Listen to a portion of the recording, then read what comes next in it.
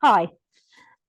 So when Emily over there told me that we were joining the archives group for our talk about the guidelines that we use, she sent me an email and said, I'm just really a specialist here. I don't really know what happens with the finds. I get an assemblage sent to me in bags, all nicely marked. I write my little report and I send it back to you. So I have no idea about the guidelines that you have to use to get the dirty, horrible finds into a state for me to process them, to report on them. Of course, I said, that's my kind of thing. Do you know, that's what I have done for 10 years. I have taken finds from site, they come in their dirty little bags. We wash them, we mark them, we bag them, so that when they go to the specialist, they're all nice. And I've been doing this for 10 years. You know, I'm good at this. What I'll do is, what we do is they come in their little bags. It's working, yes. We put it onto our own spreadsheet, which is actually Duncan Brown's spreadsheet from the toolkit.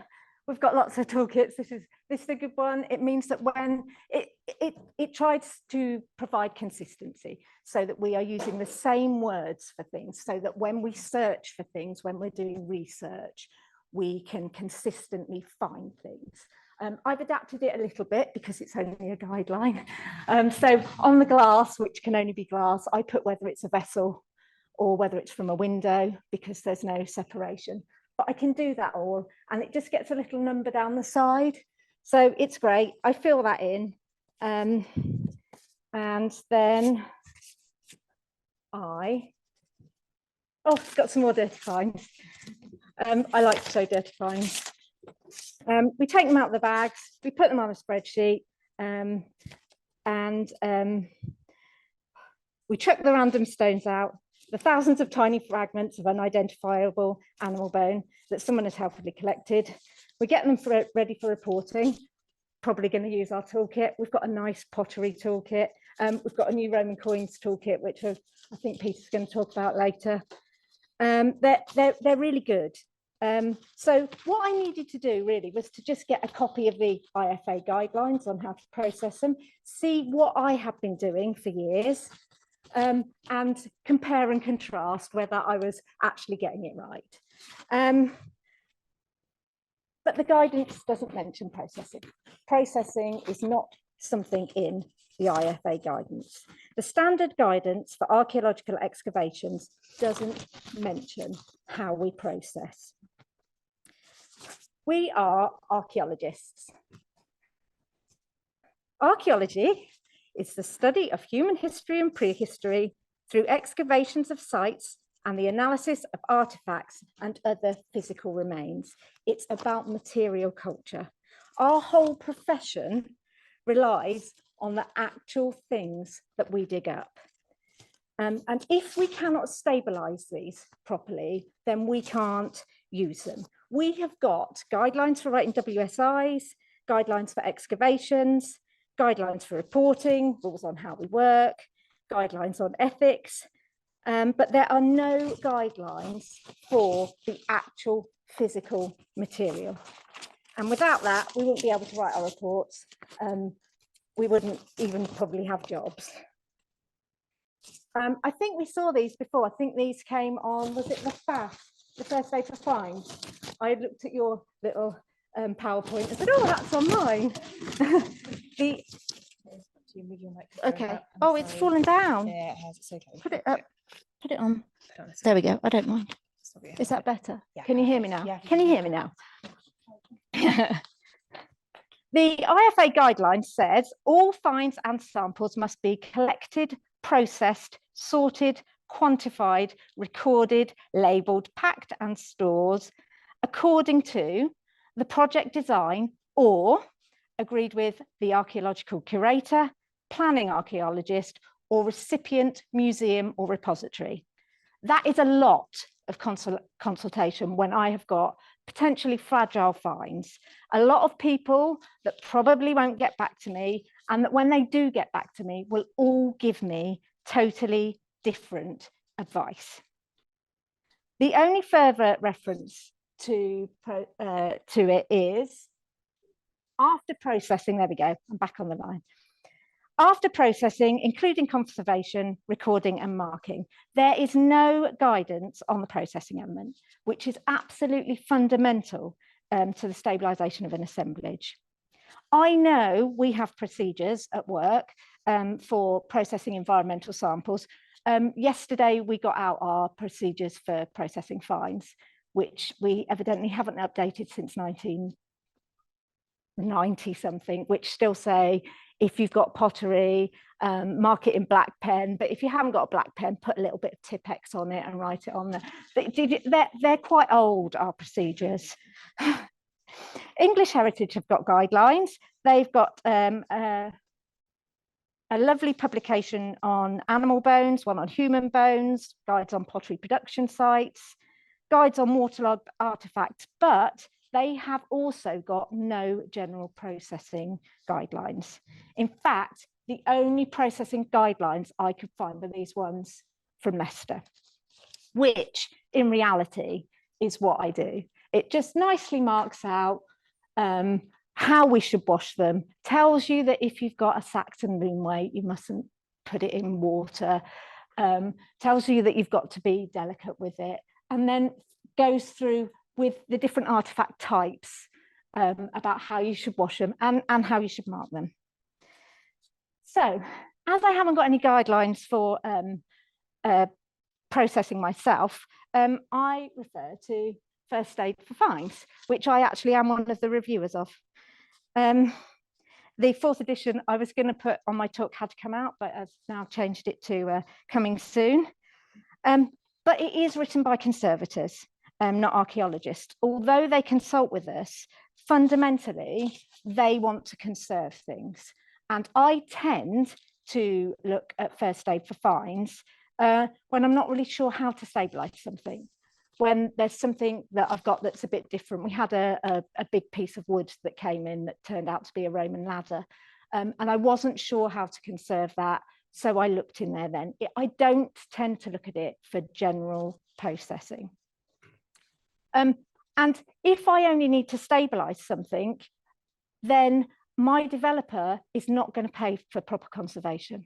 So we had an example where we had some leather that came in and I sent it off unconserved to be looked at. And she said, no, I need this conserving, but it was going to Coventry, and Coventry don't accept leather unless it's a remarkable shoe, because Coventry is waterlogged. They've got a whole shoe museum. And I said, but I don't need to conserve that, because once it's been reported on, the reality is it probably won't be kept. But for safety reasons, it had to be conserved. She couldn't look at it when it was dirty. It had Vivianite on it. So we had to, you have to make provision for that. But the reality is, if I've got a load of broken iron nails, my developer is not going to pay for those to be conserved if my repository is not going to take them. And that is, I should have flicked over, that is some of the leather that we had. That's a little bowl that we had conserved, nice little wooden bowl that actually shrunk because of the way it was. Okay, so First Aid for Fines says that if I have a piece of delicate prehistoric pottery, I mustn't clean it. I don't know what it says in the fourth edition, but in the third edition, it says I mustn't clean prehistoric pottery. I've got to make it a nice little nest in acid-free paper and protect it and conserve it that way. The reality is, if I send my prehistoric pottery specialist some dirty pottery sherds, they are going to either send it back or they're going to wash it themselves and charge me for it. And they're going to say, and why isn't it marked? And I need to look at the edge of this to see the inclusions. I don't need to see the soil that it came out of. I don't need to see the clay. And also my receiving museum, if I give them a little plastic pot with a nice little nest with a sherd of pottery in that is still dirty, they're gonna scoff at that. They don't want dirty bits of pottery. They want nice pieces of pottery that they can use. So if I don't use first aid for fines and I don't use my out-of-date procedures, what I can do is refer to the repository that is going to receive my, Historic England, they have got a guideline for processing and washing animal bones. That is the one that I found. Ironically, most repositories don't take much animal bone. A lot of the repositories that I've got say they will have worked animal bone, they'll have animal bone groups, but the little bits that come from different contexts, actually we're not going to keep. So if I go to the repositories with my little bags of fines, and we've got a site in Warwickshire, and we've got one in Leicestershire, and I've also got one in Northampton, just for good measure. And they're all being processed together by my processors. How do I make sure that each bag of pottery and each bag of animal bone is processed according to the repository rules?